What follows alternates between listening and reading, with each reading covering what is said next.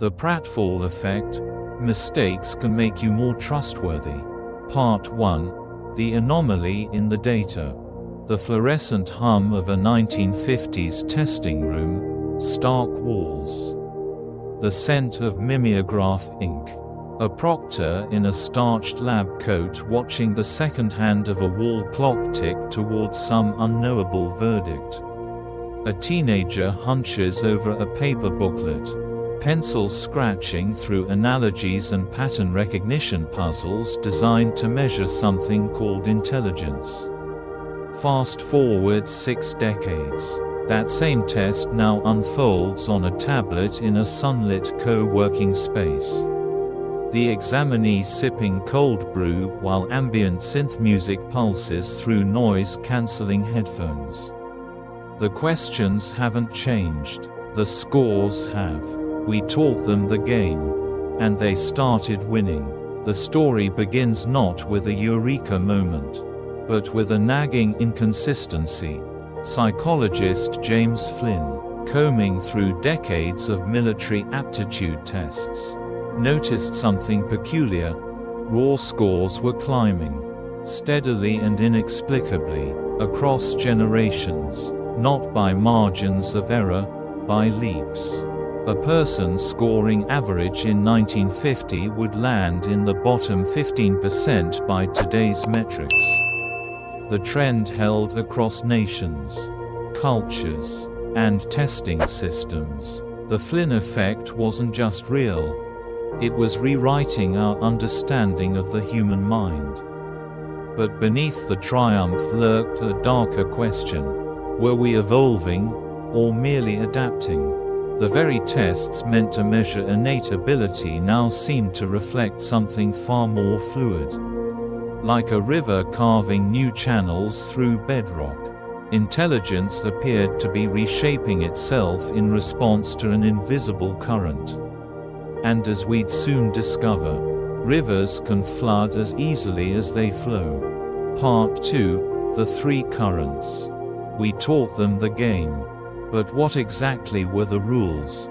Three forces emerge as architects of the Flynn effect, each reshaping cognition like tectonic pressure warping continental plates. First, education's seismic shift from rote memorization to abstract reasoning, where a 1950s classroom drilled arithmetic tables and state capitals. Modern pedagogy prizes hypotheticals. Asterisk if all bloops are ratsies and all ratsies are lazies. Are all bloops definitely lazies? The mind trained on such puzzles doesn't just store knowledge, it bends it. Then came technology's relentless tutelage. The average person now processes more visual symbols before breakfast than a medieval scholar might encounter in a year. Smartphones, video games, and hyperlinked information demand rapid pattern recognition, the same skills IQ tests reward. Like chess masters honed by playing against engines, our brains adapt to the digital opponent's tempo. And finally, the silent partner, nutrition.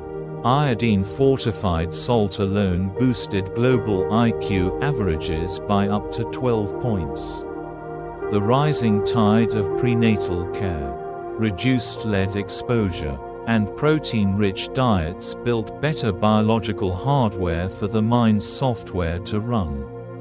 Yet for every gain, a trade-off whispers in the margins. Ancestral skills, spatial navigation without GPS, the patience to memorize epic oral histories, atrophy like unused muscles. The chess master may outcalculate predecessors, but could they navigate by starlight or track game through boreal forests? Intelligence, it seems, isn't a monolith but an ecosystem. And ecosystems thrive on diversity. Part 3, The Plateau and the River. We taught them the game, until the game changed again. By the early 2000s, A troubling pattern emerged in Scandinavia's pristine datasets. The Flynn effect, once unstoppable, was stalling. In some developed nations, scores even slipped backward. A reverse Flynn effect rippling through populations with peak education and technology. Had we hit some biological ceiling? Or worse, were our modern environments now eroding cognitive potential? Theories abound. Perhaps screen saturation replaced deep focus with fractured attention.